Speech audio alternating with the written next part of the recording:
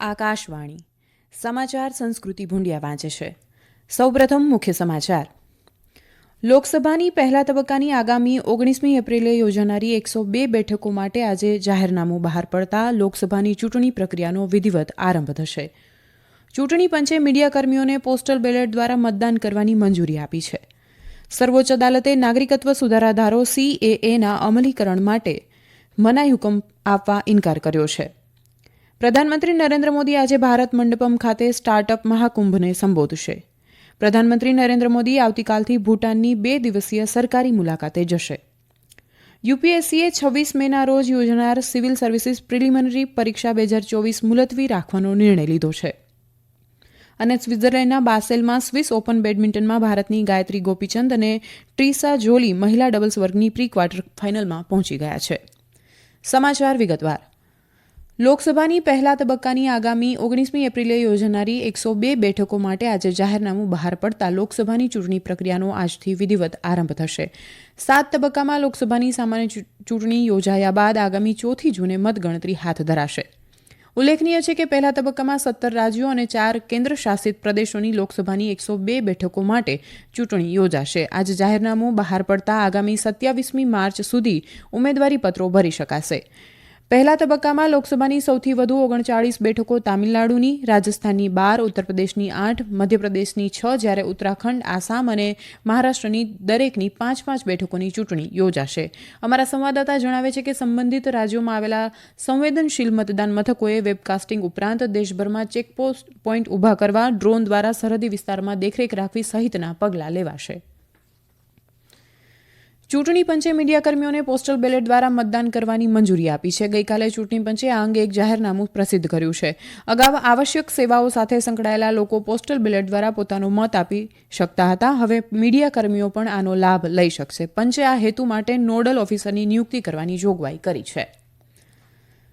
લોકસભા ચૂંટણી માટે કોંગ્રેસ પાર્ટીની કેન્દ્રીય ચૂંટણી સમિતિની બેઠક નવી દિલ્હીમાં મળી હતી. આ બેઠકમાં કોંગ્રેસ અધ્યક્ષ મલ્લિકાર્જુન ખડગે અને કોંગ્રેસ સંસદીય દળના અધ્યક્ષ સોનિયા ગાંધી હાજર હતા. બેઠકમાં સિક્કિમ, અરુણાચલ પ્રદેશ અને પશ્ચિમ બંગાળ, ચંદીગઢ, આંદામાન નિકોબાર અને પુડુચેરીના વરિષ્ઠ કોંગ્રેસી નેતાઓ પણ હાજર હતા.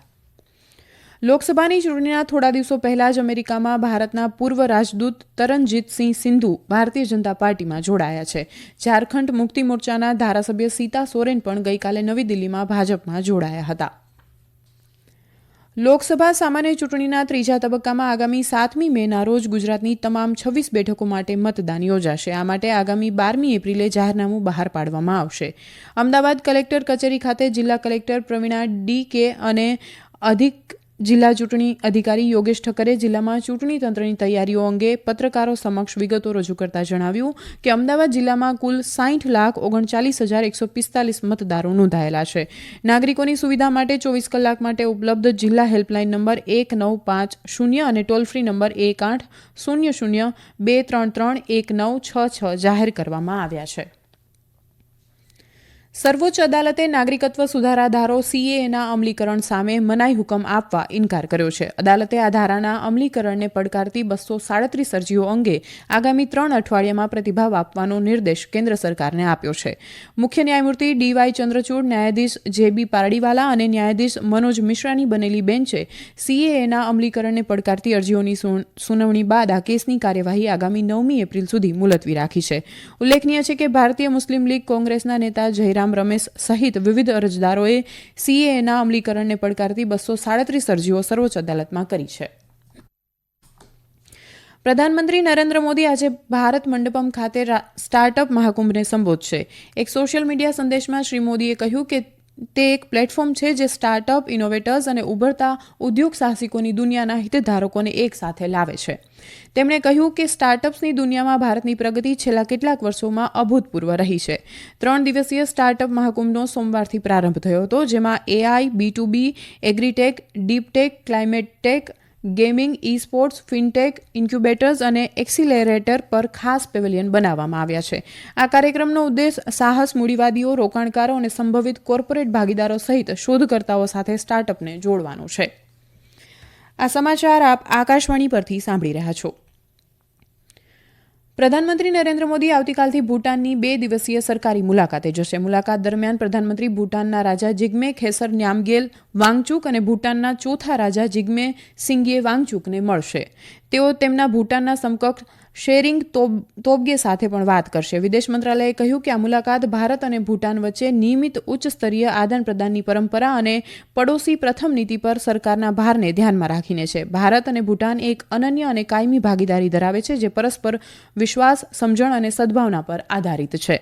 વિદેશ મંત્રાલયે જણાવ્યું કે વહેંચાયેલ આધ્યાત્મિક વારસો અને લોકો વચ્ચેના ઉષ્માભર્યા સંબંધો અસાધારણ ભારત ભૂટાન સંબંધોમાં ઊંડાણ અને ગતિશીલતા ઉમેરે છે. આ મુલાકાત બંને પક્ષોને હિતના દ્વિપક્ષીય અને પ્રાદેશિક મુદ્દાઓ પર મંતવ્યોનું આદાન પ્રદાન કરવાની તક પૂરી પાડશે અને બંને દેશોના લોકોના લાભ માટે અનુકરણીય ભાગીદારીને વિસ્તૃત અને તીવ્ર બનાવવાની રીતો પર ચર્ચા કરશે.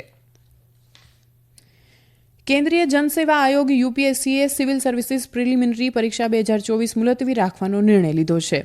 આ પરીક્ષા અગાઉ આ વર્ષે 26 મેના રોજ યોજાવાની હતી, જે હવે આ વર્ષે 16 જૂને લેવામાં આવશે. સિવિલ સર્વિસીસ પ્રિલિમિનરી પરીક્ષા 2024, જે ભારતીય વન સેવા પરીક્ષા 2024 માટે સ્ક્રીનિંગ ટેસ્ટ તરીકે પણ કામ કરે છે. આયોગે આગામી સામાન્ય ચૂંટણીઓને કારણે પરીક્ષા મોકૂફ રાખવાનો નિર્ણય લીધો છે. સ્વિટ્ઝરલેન્ડના બાસેલમાં રમાઈ રહેલ સ્વિસ ઓપન બેડમિન્ટનમાં ભારતની ગાયત્રી ગોપીચંદ અને ટ્રીસા જોલી મહિલા ડબલ્સ વર્ગની પ્રી ક્વાર્ટર ફાઇનલમાં પહોંચી ગયા છે. તેઓએ રાઉન્ડ ઓફ 32માં કેરી ઝુ અને એની ઝુની અમેરિકન જોડીને હરાવી છે. પુરુષોની ડબલ્સમાં હરિહરન અમ્સ કરુનન અને રૂબન કુમાર રેથીના સાબાપતિની ભારતીય જોડીએ ક્વોલિફાઇંગ રાઉન્ડમાં ફ્રાન્સના નાતાન બેગ્ગા અને બાપિસ્ટ લબાર્થેને હરાવ્યા હતા. મિશ્ર ડબલ્સમાં એન સિક્કી રેડ્ડી અને બી સુમિત રેડ્ડીએ ક્વોલિફાઇંગ રાઉન્ડમાં બ્રાઝિલના સામિયા લીમા અને ડેવી સિલ્વાને હરાવ્યા હતા. અગાઉ પુરુષોની સિંગલ્સ ક્વોલિફાયરમાં સતીશ કુમાર કરુણાકરને અલ સાલ્વાડોરના ઉરિયલ કુંજરાને હરાવ્યો હતો, જ્યારે સમીર વર્માએ બ્રાઝિલના કો એલ્હો ડી ઓલિવિરાને હરાવ્યો હતો. આજે લક્ષ્ય સેન, પીવી સંધુ, કિદામ્બી શ્રીકાંત, કિરણ જોર્જ, પ્રિયાંશુ રાજાવત અને અન્ય ઘણા ખેલાડીઓ BWF સુપર 300 ઇવેન્ટમાં તેમના અભિયાનની શરૂઆત કરશે. લોકપાલે કેન્દ્રીય તપાસ સંસ્થા CBI દ્વારા TMCના ભૂતપૂર્વ સાંસદ મહુઆ મોઇત્રા સામે રોકડ બદલ ક્વેરી ચાર્જિસમાં તપાસનો આદેશ આપ્યો છે. લોકપાલે જણાવ્યું હતું કે રોકડ પર મોઇત્રા વિરુદ્ધ પૂરતા પ્રથમદર્શી પુરાવા છે, જે ઊંડી તપાસને પાત્ર છે. આ નિર્દેશ ભાજપના સાંસદ નિશિકાંત દુબેની ફરિયાદ પર આવ્યો છે, જેમાં આરોપ છે કે મોઇત્રાએ દુબઈ સ્થિત ઉદ્યોગપતિ દર્શન હીરાનંદાની પાસેથી રોકડ અને ભેટોના બદલામાં લોકસભામાં પ્રશ્નો પૂછ્યા હતા. મુંબઈમાં directorate of revenue intelligence DRI ઓફિસે લગભગ 10 કિલોગ્રામ કોકેઇન સાથે 4 લોકોની ધરપકડ કરી છે. જપ્ત કરાયેલા ડ્રગ્સની કિંમત અંદાજે 100 કરોડ રૂપિયા છે. DRIએ 2 ઇન્ડોનેશિયન અને થાઈ મહિલાઓને પકડી હતી, જે ઇથોપિયા થઈને ભારત આવી હતી. આ ડ્રગ્સ દિલ્હી અને આસપાસના વિસ્તારોમાં લઈ જવામાં આવી રહ્યું હતું. રાષ્ટ્રીય મહિલા આયોગ NCW અને રેલવે પ્રોટેક્શન ફોર્સે નવી દિલ્હીમાં માનવ તસ્કરીને રોકવા માટે એક સમજૂતી કરાર પર હસ્તાક્ષર કર્યા છે. આ પ્રસંગે NCWના અધ્યક્ષ રેખા શર્માએ જણાવ્યું હતું કે રેલવે સ્ટેશનો પર તૈનાત રેલવે સુરક્ષા દળના જવાનો મહિલાઓ અને બાળકો સામેના ગુનાઓને અંકુશમાં લેવામાં મહત્વની ભૂમિકા ભજવી રહ્યા છે.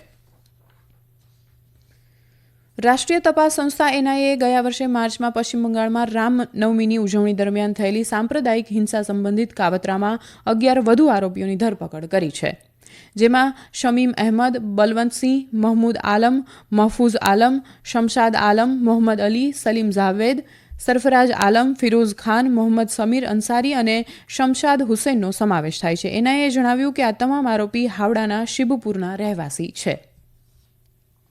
અંતમાં મુખ્ય સમાચાર ફરી એકવાર. લોકસભાની પહેલા તબક્કાની આગામી 19મી એપ્રિલે યોજાનારી 102 બેઠકો માટે આજે જાહેરનામું બહાર પડતા લોકસભાની ચૂંટણી પ્રક્રિયાનો વિધિવત આરંભ થશે.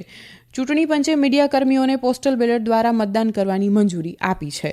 સર્વોચ્ચ અદાલતે નાગરિકત્વ સુધારા ધારો CAAના અમલીકરણ સામે મનાઈ હુકમ આપવા ઇનકાર કર્યો છે. પ્રધાનમંત્રી નરેન્દ્ર મોદી આજે ભારત મંડપમ ખાતે સ્ટાર્ટઅપ મહાકુંભને સંબોધશે.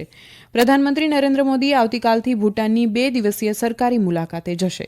યુપીએસસીએ 26 મેના રોજ યોજાનાર સિવિલ સર્વિસીસ પ્રિલિમિનરી પરીક્ષા 2024 મુલતવી રાખવાનો નિર્ણય લીધો છે. આકાશવાણી પરથી સમાચાર પૂરા થયા.